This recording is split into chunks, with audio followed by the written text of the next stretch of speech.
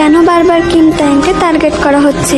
প্রথম তার মুখে অ্যাসিড ছুঁড়ে মারার হুমকি, এখন আবার মিথ্যে ষড়যন্ত্রে তাকে ফাঁসানো হচ্ছে। কিম তাইং তার ইনস্টাগ্রাম স্টোরিতে জানিয়েছে, আমার প্রাইভেসি লঙ্ঘন করা হয়েছে, এতে আমি প্রচুর দুঃখ বোধ করেছি।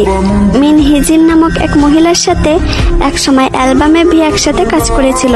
কাজের সূত্রে তাদের পার্সোনাল SMS-এ কথা হয়। মিন হিজিন সেই স্ক্রিনশটগুলো তার ব্যক্তিগত স্বার্থে ব্যবহার করছে। একজন কেপঅপ আর্টিস্টের পারমিশন ছাড়া তার প্রাইভেসি লঙ্ঘন করা আইনত অপরাধ। বিষয়টা হাইভে এখন দেখছে। তারা জানিয়েছে এতে ভিয়ের কোনো দোষ নেই, তাকে ষড়যন্ত্র করে ফাঁসানো হচ্ছে, তাই এতে অতিরিক্ত চিন্তা করার কোনো দরকার নেই। এই হাসি খুশি মানুষটাকে কেন বারবার তারা কষ্ট দেয়? আমার কিম সাহেবকে কি একটু ভালো থাকতে দেওয়া যায় না?